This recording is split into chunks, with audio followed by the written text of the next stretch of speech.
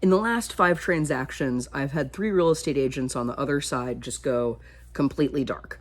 Thankfully, we were able to save the transaction, but it really does show that not every real estate agent is necessarily bringing the same skill set to the table.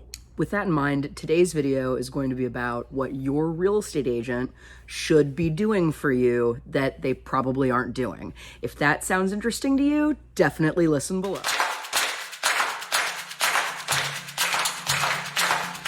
Thing number 1, I think sellers agents in this market are getting lazy. Houses now sell in 7 days. You can list it as long as it's priced appropriately. It'll usually sell very quickly, but this is leading to some laziness for sellers agents. One of the things that I see that needs to happen more are open houses. I'm hearing a lot of agents saying, hey, like open houses are kind of a thing of the past. It's there for me to lead gen buyers. And right now I'm so busy, I can't really do any. And also, what's the point, right? Why have an open house if the house is going to sell itself anyway? And I hear the argument. I do. I just don't understand it. And here's why. The last 4 homes that I've had as a seller's agent, we have sold to people who came to the open house.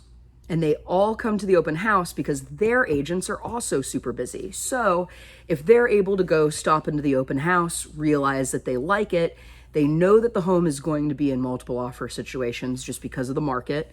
And why not stop in, call their agent later, tell them that they want to go see it same day, put in an offer same day. It makes a lot more sense. So in reality, you're really helping out your sellers by doing these open houses. Don't hire a lazy real estate agent. They're everywhere. You don't need that. Thing number 2, if you're selling a house in North Texas, you've probably figured out that the majority of the people who are buying are out of state. Some are from California, some from Chicago, some come from New York, but they're all out of state buyers. You know what's super helpful to an out of state buyer who can't be on the property immediately because everything's going so fast? Their agent goes, does a video tour, sends it to them, and then they put it under contract, and then they come down to go look at it after it's under contract. Do you know what is helpful? A video tour and a floor plan. These 2 things are not difficult to come by. There are a lot of companies that do them and do them very quickly. For all of my clients that I think an out-of-town buyer is going to be there within a week, we always do video tour. We always do a floor plan. I'm going to show you some of the video tours we've done right now.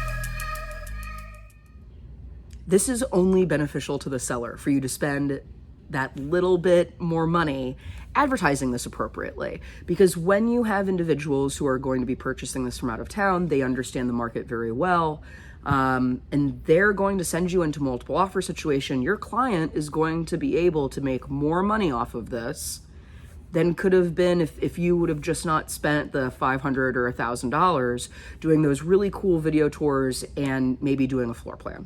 Not every real estate agent is the same. Some of us are a little bit more creative than others. Item 3, if you're a buyer in this market, you need a real estate agent who knows how to win multiple offer situations.